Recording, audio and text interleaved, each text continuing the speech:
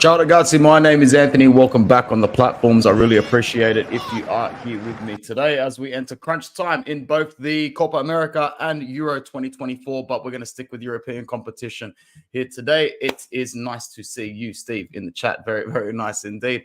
And crunch time, as I said, there's only two nations that can save football at this point. From an Italian point of view, there's only two nations that can save it at this point. It's España and it's the Dutch. I mean, I can't do it. How am I supposed to tune in to an England versus France final? I can't. I won't. I refuse. I would need to just completely skip out on it altogether. It's going to be a quick video today, very quick one. I just wanted to mostly look ahead at some lineups and see what we can gather, starting with the Spanish and the French game, because I do think that'll be a really, really entertaining one. That one, however, is on the Friday here in Sydney, here in Australia. I believe the first game is actually the England one. I'm pretty sure that one comes first. But either or, no stress. Spain, as I said, probably the best side in the tournament so far. The only side to really win games comfortably, breeze through the group stage with 9 points out of 9 and never look back after that. I think that they were the better side against Germany in the semi-finals. That late equalizer to send it to extra time. I don't think Germany were fully deserved of that, and Spain looked the better side in extra time as well. Better that it didn't go to penalties, because otherwise we could have been here in the semi-finals looking at Germany, France, and England, in which case then I think all Italians everywhere would have just conceded that this Euro is just one of those worst tournaments of all time sort of thing. But let's go to the drawing board for Spain versus France at this point in time, because I think this is going to be a good game. Take your pick as to who needs to be best on ground. Sorry for the ads on the side of this website, but this was the first website I could find. And to be honest, the graphics there, so let's just use it.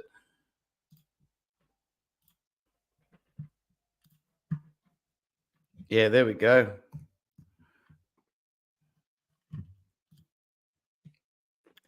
Simon, Cucurella, Laporte, Fernandez, Navas, Olmo, Morata, Lamal, Williams, up against Magnan, Kwande, Upamecano, Saliba, Hernandez, Tchouaméni, Camavinga, Conte, Griezmann, Mbappe, Thuram. I was about to say what my friend Berto came in here saying. Make sure you're following the All Juve cast as well on YouTube and Twitter and the socials. Fantastic content on Juventus. Just saying their name puts me in a shit mood. What'll put me in a shitter mood is if France somehow get to the final without scoring a goal in open play. It was ridiculous in 2016 when Portugal somehow got their way to the final, finishing third without winning a game in their group stage and then going through with draws pretty much. But this would be absolutely ridiculous. No goals from open play. No goals from open play in a major tournament would really sum up the flaws in the structures and the way that they're set up these days. Dani Olmo, yeah, sensational talent. Sensational talent. Overlooked a lot throughout his career because, when you're playing in these generations of Spanish sides, it's easier to be overlooked for the ones that represent Real Madrid, Barcelona, Manchester City, or slightly bigger clubs than Dani Olmo has represented. But I think Rabiot's going to play as well. This particular website's not the best in terms of predicted lineups for these games, because I think that you are going to see Rabiot in there as well. But other than that, I think it's pretty much covered, because Thuram started in the round of 16, didn't start in the quarterfinal because Muane started. Match day 3, he didn't start because I think they were already through qualified to the last round. Barcola started that. Thuram did start match day 1 and 2. So I think he reverts back borderline to the lineups that he was starting in match day 1 and 2. You could see Rabiot in here instead of what's his face, Camavinga, which I think would be a stupid decision. Because he is going to start Tchouaméni just for that slightly deeper impact, that slightly deeper holding impact. Well, it's not just him, man. At the end of the day, Rabiot's just one of those players where everywhere he goes, every manager seems to find a reason to play him or seem to find a reason to want him. Moving over to this Spanish side, fairly similar side that's been starting the other games. I don't think there's too many changes. I mean, off the top of my head, I know that obviously Carvajal's suspended. We need to take that into account as well. I think Lenormand is suspended as well, which is obviously why you're seeing Jesus Navas come into the starting lineup as well. So yeah, Simon, Navas, Nacho, Laporte, Cucurella. Cucurella has started, I think, every game bar match day 3, where they were obviously through to the next round. I think you could probably make the argument for a few players as well. But in terms of their other players in this lineup, Fabian Ruiz has seen plenty of the pitch this tournament. Yamal is obviously the standout youngster of the tournament. Alvaro Morata continues to stack up minutes. He's played 4 games so far this tournament, or started 4 games so far this tournament. So I don't know. Has 0 minutes in this tournament either, man. But the decisions of the managers have been right so far. I mean, you could argue with Deschamps, he's just gotten really, really, really lucky. But yeah, Cucurella's been in great form. This tournament is showing everybody why he was so expensive. Thank you to the 27 people that are joining us right now. Appreciate that deeply. Prediction-wise, I mean, this is a tough one because this is exactly where France want to be at this point of the tournament, going in there as pure underdogs, as the team that can't score a goal in open play, as a team that should lose this game 3-0.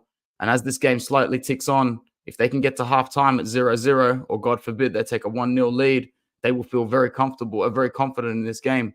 Kylian Mbappe is yet to explode in this tournament. And I think that if everybody turns up, because from midfield to attack, Tchouaméni, Camavinga, Conte, if Rabiot's in that field of play as well, Griezmann, Mbappe, Thuram, it's world class.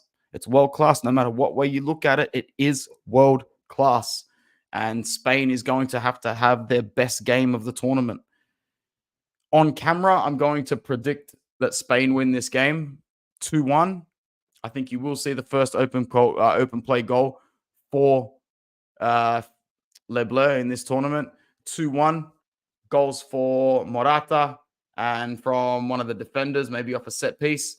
I think Mbappe scores for France. However, when it comes down to actually betting and when it comes down to actually putting money on the line, I'm going to anti-jinx it. I'm going to anti-jinx it and hit up France to qualify in this game, to qualify through to the final.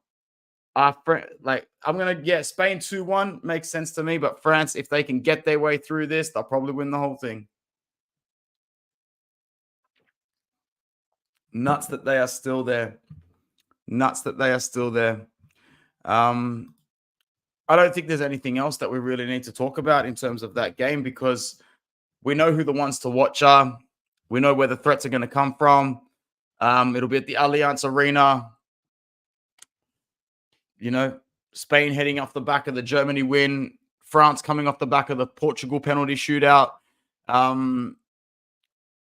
Spain's national team obviously looking better, just with more confidence. They've faced each other plenty of times in the past. I think Spain have got more victories than France when it comes to a head-to-head.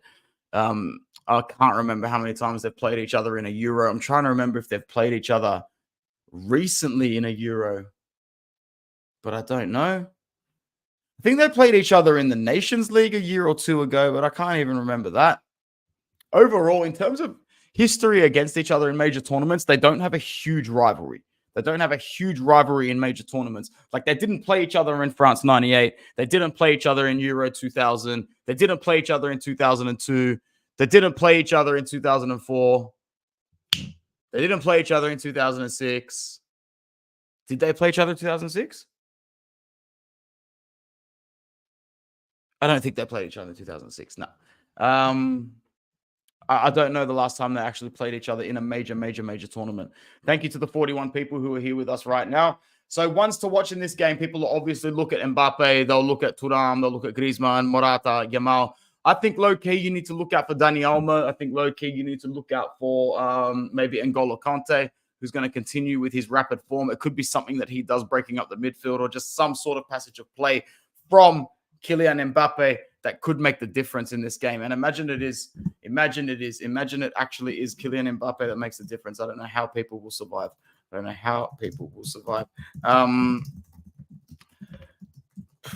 I hope that France lose. I really, really hope that.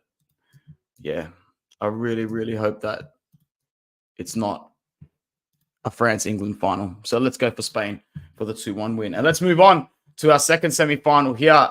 Back on the verge of back-to-back finals.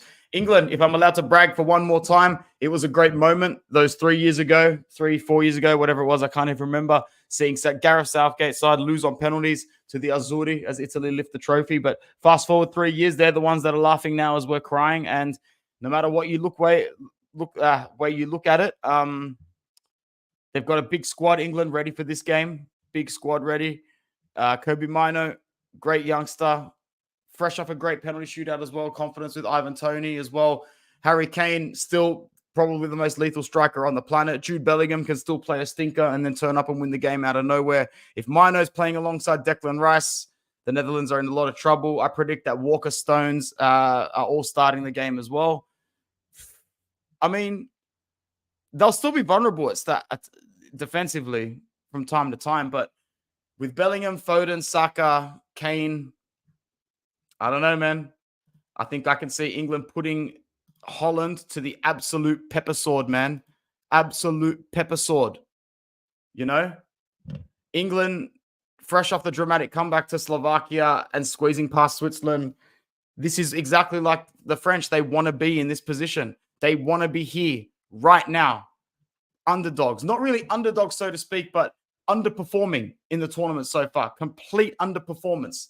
And because of that underperformance, they will be very, very happy going into this game. I mean, they're not playing with house money or anything like that, but, you know, let's just see if we can ballpark their lineup before we even look at it. Pickford, Walker, Stones, Gueye, Saka, Minu, Rice, Trippier, Bellingham, Foden, Kane.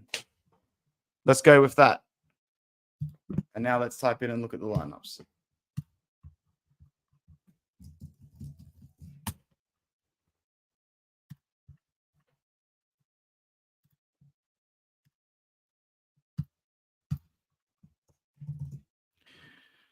Not the Netherlands. Where's England? Can we get England? Here we go. Predicted lineup: Pickford, Walker, Stones, Gueye, Saka, Mino, Rice, Shaw, Bellingham, Foden, Kane. What did I say? I said Trippier instead of Shaw. My bad. But sorry, I didn't even share it. My bad. I had Trippier in there, but looks like Luke Shaw might be the head. And it does, they'll somehow beat them, man. It's absolutely written. I think Spain, England final. I mean, I'm predicting it already now. I mean, I'll be cheering for Holland with everything I've got. I was wearing their jersey yesterday. I was wearing their hat yesterday. People will think I'm Dutch if they see me in the street in Sydney, Australia, because people can't tell what ethnicity you are here anyway. But yeah, I'm definitely worried about that. Counteracting that, let's go to the Netherlands lineup. Let's go to L'Orange. Verbruggen, Dumfries, De Vrij, that Inter back two had the best performance out of any Dutch players in that game. Van Dijk, Ake, Schouten, Simmons, Randers, Malen, Depay, Gakpo. Not too many changes. Obviously, in fact, no changes except for Bergwijn out from the quarterfinal lineup. Who's played more, Bergwijn or Marlon? I'm pretty sure Marlon's played a lot more than Bergwijn. Oh, no, maybe I'm mistaken. No, they're hit and miss. No Frimpong. Is Frimpong not available for this one? I don't know why. Maybe he's on the bench. But yeah, I'm not confident in this, guys. I'm not confident in this whatsoever. Actually, how many times is list of Euro winners? List of European Championship final winners.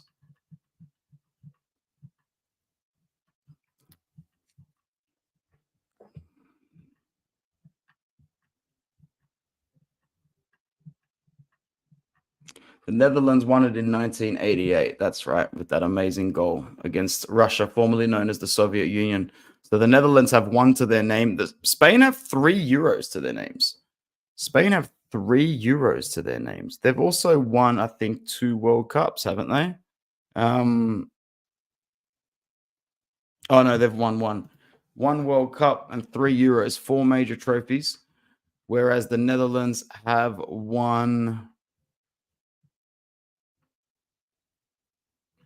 They've never won the World Cup. They've appeared in 3 finals.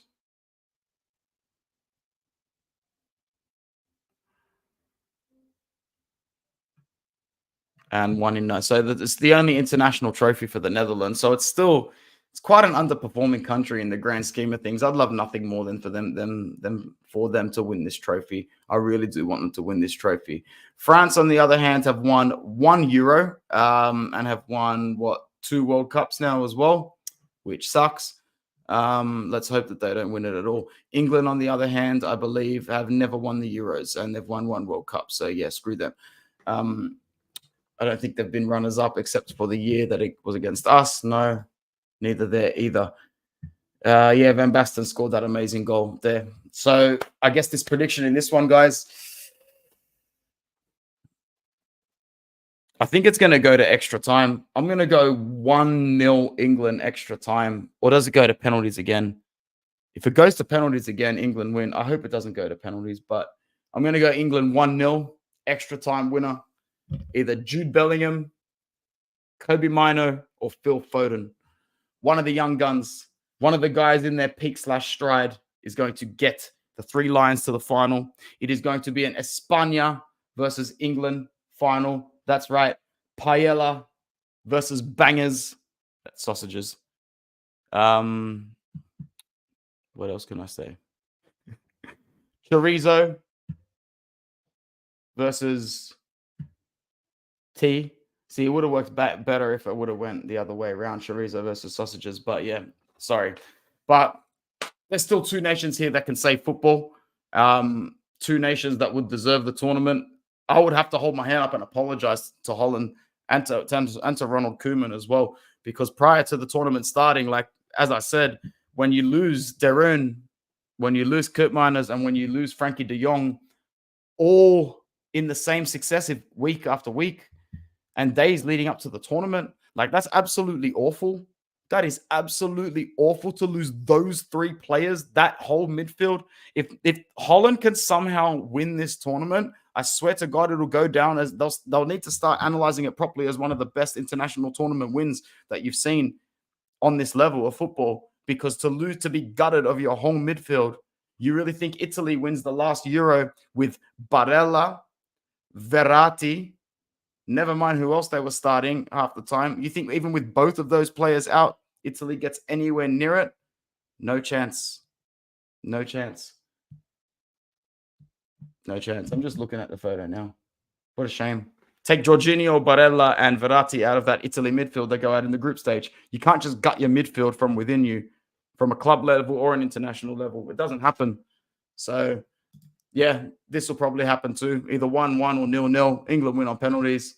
If it's a France-England final, we just got to pretend this tournament doesn't even exist. All right, guys. Thank you very much for watching. My name is Anthony. I'll see you very, very soon. Ciao.